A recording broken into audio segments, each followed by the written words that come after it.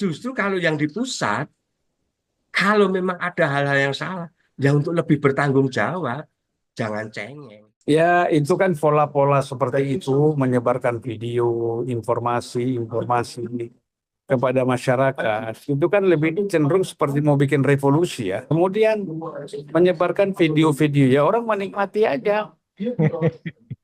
Ya, bagaimana kita tidak percaya kepada para penegak hukum? Kan institusi hukum itu kan bagian dari pemerintahan, bagian dari institusi negara. Emang KPK nggak punya? Kalau bicara soal video, bukti-bukti, KPK punya bukti lengkap. Dia mesti denger.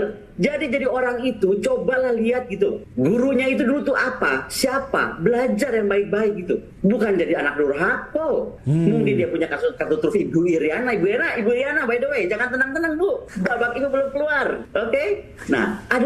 Sebagaimana yang Anda ketahui bahwa Hasto Kristianto telah ditetapkan sebagai tersangka atas 2 dugaan, yaitu suap bersama Harun Masiku dan dugaan perintangan penyidikan dalam peristiwa tahun 2020. Sesaat setelah Ketua KPK mengumumkan statusnya sebagai tersangka, dia melakukan perlawanan karena merasa bahwa telah terjadi kriminalisasi atas dirinya dan menurutnya tindakan KPK bermuatan politis. Pada dasarnya, setiap orang wajar melakukan perlawanan atau pembelaan diri jika meyakini bahwa telah terjadi dalam tanda kutip ketidakadilan bagi dirinya, termasuk Hasto Kristianto. Publik mengira perlawanannya berfokus terhadap kasus yang sedang dihadapi. Ternyata justru melebar ke hal-hal lain yang tidak relevan dengan pokok perkara yang sedang dihadapinya. Rekan-rekannya membeberkan bahwa Hasto memiliki beberapa dokumen yang berisi skandal petinggi negara, termasuk mantan Presiden Jokowi. Salah satunya seperti yang baru saja cuplikannya kita dengarkan tadi. Sebaliknya, pihak KPK tidak bergeming, karena menurut mereka perkara ini murni kasus hukum yang sempat tertunda sejak tahun 2020 lalu. Kemarin, hari Senin 6 Januari 2025, Hasto tidak menghadiri panggilan KPK dalam statusnya sebagai tersangka. Namun, dia meminta penjadwalan ulang karena saat ini sedang mempersiapkan ulang tahun PDIP hingga 10 Januari 2024 nanti.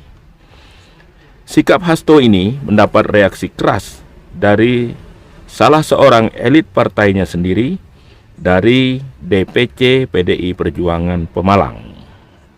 Jadi kemarin ya, tanggal 31, kami jauh-jauh dari Pemalang datang ke kantor KPK di Jakarta ini.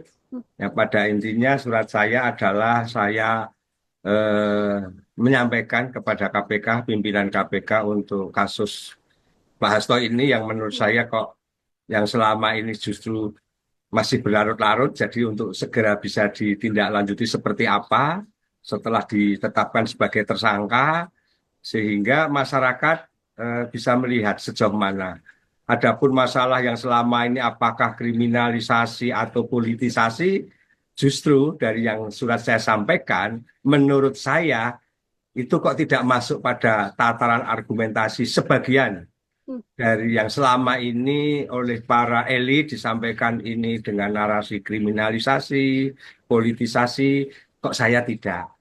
Sehingga saya sampaikan kemarin surat itu kepada pimpinan, kalau memang nanti sekiranya kok betul ada hal-hal yang merugikan Mas Hasto, ya tentunya Mas Hasto juga akan melakukan langkah-langkah hukum, toh celah hukum itu ada.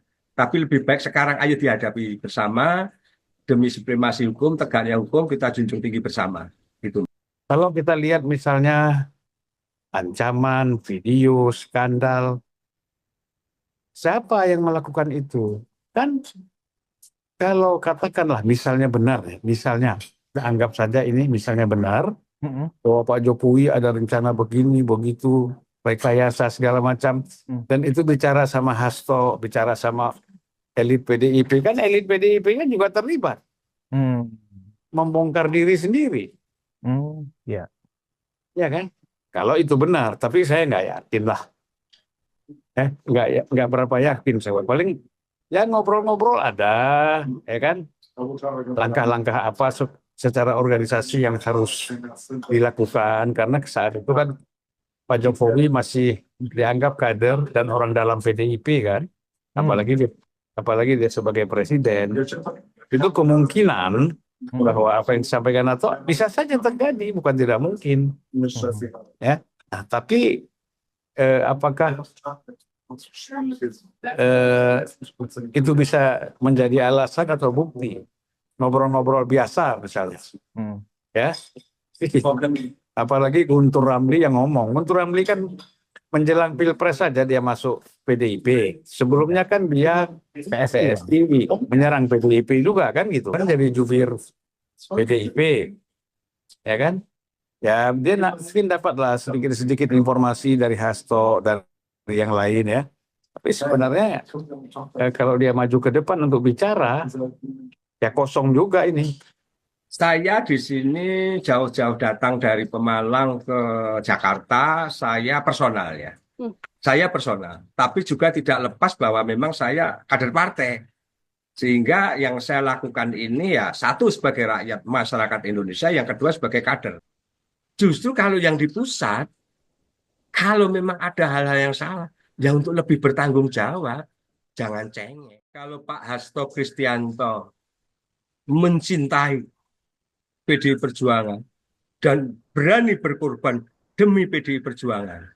Dengan kasusnya sekarang, satu, beliau mundur atau istilahnya mungkin saya izin dulu untuk ada PLT, elegan.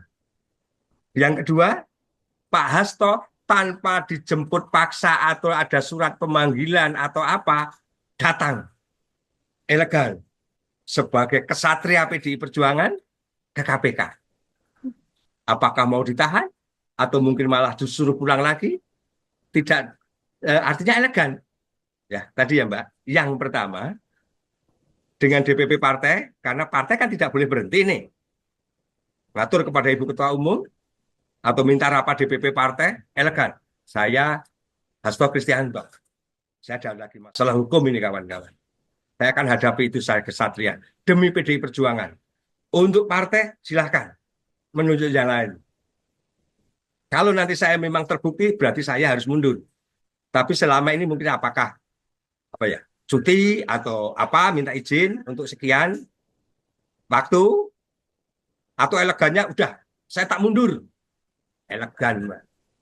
Kedua, ke KPK tidak perlu dijemput. Tidak perlu ada surat pemanggilan, konfirmasi dengan KPK. Datang, saya kesatria PDI Perjuangan. Nah, apakah di situ nanti ada temuan kriminalisasi, politisasi? Beliau kan banyak pengacaranya. DPP pun dengan kasus yang menimpa Hasto, Wakil Ketua Bidang Hukum, pasti juga akan mendampingi kok. Ajukan pra-peradilan atau apa. Bahwa ada penyampaian Ibu Ketua Umum kalau Saudara Hasto Kristianto, Sekjen Partai ini ditangkap KPK, Ibu akan mendatangi kantor KPK. Boleh ya, jangan. Ibu nggak perlu datangi Mas Hasto di KPK kalau ada masalah hukum. Karena yang terjadi ini, ya karena kita kemarin partai besar dan sekarang pun juga masih partai besar. Kalau nanti kita bisa pertahankan ke depan akan menjadi lebih besar lagi. Bahwa kader-kader kita yang tersandra dengan hal-hal seperti itu kan banyak. Saya mengambil contoh Wali Kota Semarang, Ibu mantan Wali Kota, Mbak Heviarita. Itu kan juga kena. Tapi kan juga tidak ada penyampaian narasi dari Ibu, Mbak Heviarita atau Mbak Ita, you kalau nanti tangkap ada masalah KPK, Ibu akan datangi. Kan tidak. Lah, apa sih Mas Hasto yang menurut saya juga selama ini banyak hal kok yang tidak produktif yang disampaikan.